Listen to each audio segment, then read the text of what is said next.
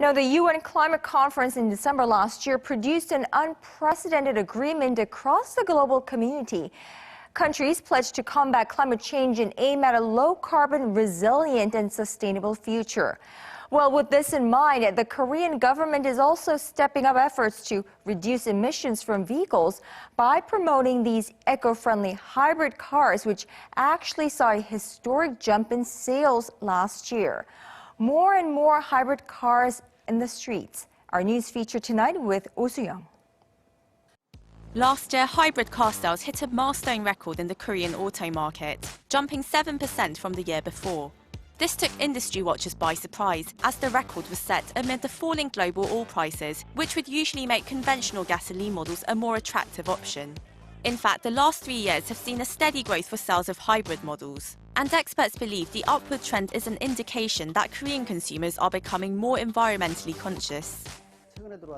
Full hybrid models are 30 to 40% more fuel efficient than conventional gasoline models, which means they emit that much less in pollutants.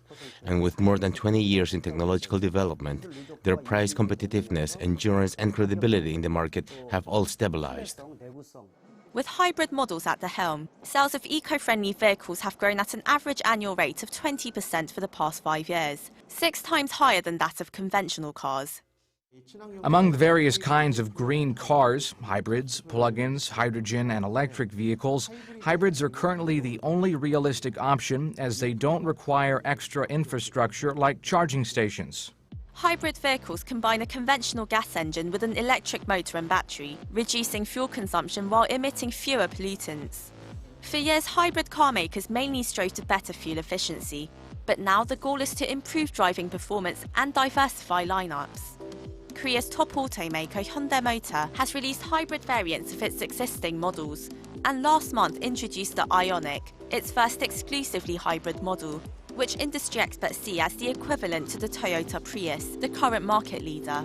With these developments, hybrid car sales in Korea are expected to surpass the 50,000 unit mark this year alone. The hype over hybrid cars in Korea coincides with global efforts to tackle global warming, including the pledges made at the Paris Climate Conference in December last year. The Korean government is aiming to cut auto emissions to 97 grams per kilometre by the year 2020, down from the current 140 grams, mainly by expanding green car ownership through various incentives. We aim to increase green car ownership by more than 1 million vehicles and bump up market share to 20% in the next 5 years. Owners of hybrid cars in Korea currently receive subsidies of up to $824 and tax deductions of around $2,200. But experts say these benefits won't be enough to lift the country's green car market to the level of its global counterparts. Despite the jump in hybrid car ownership, Korea's green car sales came to less than 2% of all auto sales last year, while countries like the United States and Japan have seen more than 25%, thanks to stronger subsidies for green car owners and stricter regulations on heavily polluting vehicles.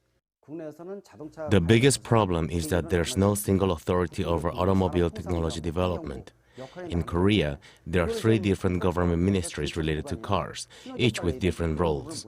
There's a need for a control tower that brings these efforts together, raising awareness, research and incentive programs, and enhancing Korea's strengths in the industry. To further nurture the expanding market of green vehicles, experts say the government must take a carrot and stick approach to induce both car makers and consumers to pursue a more sustainable means of driving. Soo-young, Arirang News.